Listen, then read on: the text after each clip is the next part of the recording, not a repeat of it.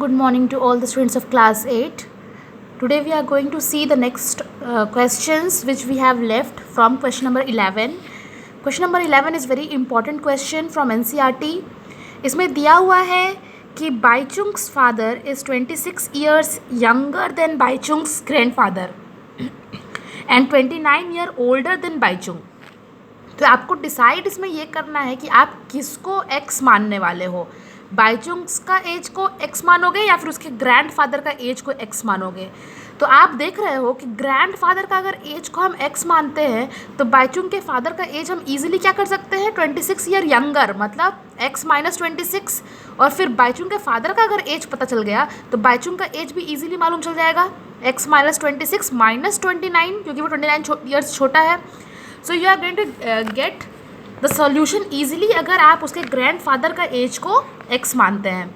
So we are going to take the let Bhaichung's grandfather's age is X, Bhaichung's father age is X minus 26 year, और बाइचुंग का father जो है वो 29 years older है, मतलब उससे बड़े हैं. तो बाइचुंग्स का एज कितना होना चाहिए, एक्स माइनस 26 माइनस 29. और according to question, A Q represents for according to question, ये दिया गया है कि तीनों के एज को अगर सम अप कर दे तो 135 ईयर्स होना चाहिए. तो हमने सम करके इसको सॉल्व किया है separately and we have got X is equal to 72 years. तो एक्स किसका एज है, बाइचुंग्स के ग्रैंडफादर का एज है. सो उस तरह से फादर का एज कितना है, एक्स माइनस 26 था तो 72 माइनस 26 46 ईयर्स.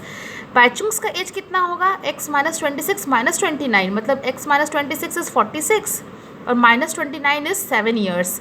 तो the age of Bhaichung is 7 years. Next question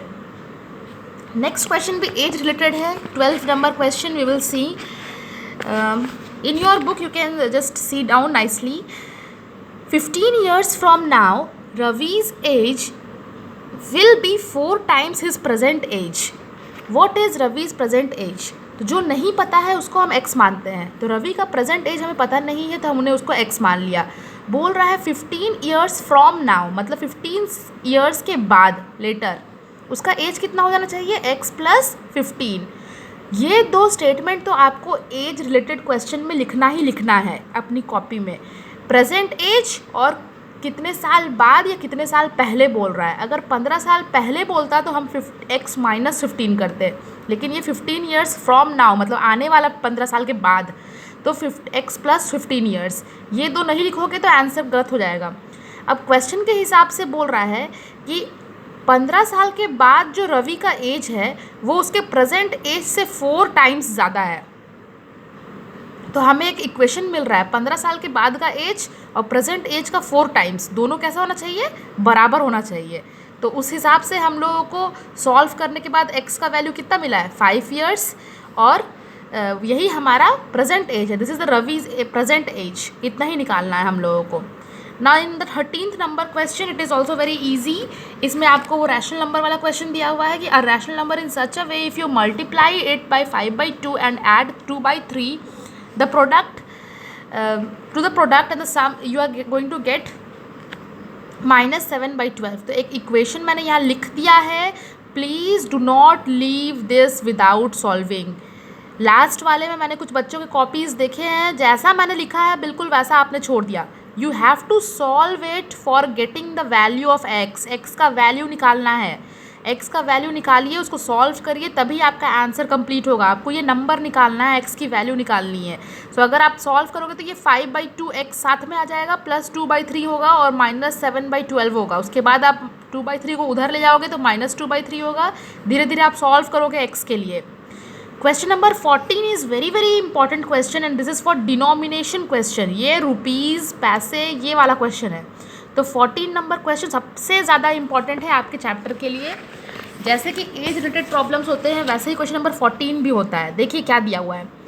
Lakshmi एक कैशियर है बैंक में और उसके पास डिनोमिनेशन मतलब किसका नोट अवेलेबल है. 100 रुपये का नोट है, 50 रुपये का नोट है और 10 रुपये का नोट है. अगर आप एग्ज़ाम में भी इस तरह से लिख लोगे तो आपके लिए ईजी होगा. कहीं रफ साइड में लिख लेना. 100 रुपये का नोट है, 50 रुपये का नोट है और 10 रुपये का नोट है, और तीनों रेशियो में दिए गए हैं, 2:3:5. 5 के रेशियो में। और मैंने कहा था जहाँ भी रेशियो का क्वेश्चन होगा वहाँ पे आपको क्या एज्यूम करना है, let the common ratio B x। तो अगर हमारा कॉमन रेशियो x है तो 100 रुपये के कितने नोट हैं, 2x, 50 रुपीज़ के कितने नोट हैं, 3x, और 10 रुपीज़ के 5x। अब ये नंबर्स ऑफ नोट्स है, यही नंबर हमें निकालना है, कितना कितना नंबर, कितना नोट्स कितने नंबर के हैं। अब अगर हमने यहाँ लिख दिया number of 100 rupees note is 2x, number of 10 rupees note is 5x, number of 50 rupees note is 3x। अब क्या बोला गया है, total amount Lakshmi has is 4 lakh rupees, 4 lakh रुपये उसके पास है। तो अगर आप देखते हो हमारे पास 100 रुपये का 2 नोट है, मतलब टोटल अमाउंट कितना है हमारे पास, हम क्या कर देते हैं 100 इंटू 2, दैट इज़ 200 रुपीज़ है। तो अगर हमारे पास 100 रुपये का इतना नोट है तो उसका प्राइस कितना हो देना चाहिए, 100 इंटू 2x। सिमिलरली 50 रुपीज़ का नोट के लिए 50 इंटू 3x, प्लस 10 रुपीज़ का नोट के लिए 10 इंटू 5x। अगर आपको नहीं समझ में आ रहा, मैं फिर से बता रही हूँ, अगर आपके पास 10 रुपये का 6 नोट है तो टोटल अमाउंट कितना होना चाहिए, 60 रुपया। तो ये 60 हमारे पास पता नहीं है कितने नोट है, तो उतना ही आपका अमाउंट होगा रुपीज़ में। तो you are going to write it down in this way, तीनों को ऐड करने के बाद कितना आना चाहिए, 4 लाख रुपए। तो जब हमने एक इक्वेशन बना लिया उसके बाद आप उसको सॉल्व करोगे, you are going to get that x की वैल्यू कितनी आ रही है, 1000, मतलब कॉमन रेशियो कितना है, 1000। तो 100 रुपये का कितना नोट होना चाहिए, नंबर कितने होने चाहिए, 2 into 1000, that is 2000। Number of 50 rupees note is 3 into 1000, 3000, और number of 10 rupees note is 5 into 1000 is 5000। ये क्वेश्चन आपके एग्जाम्पल में भी एक दिया हुआ है, please go through it and solve it nicely. Next question is also something like that only. इसमें थोड़ा सा कंफ्यूज किया है क्योंकि 1 रुपीज़ का नहीं दिया हुआ है कुछ भी, कितना वैल्यू है। Question next we have is 15।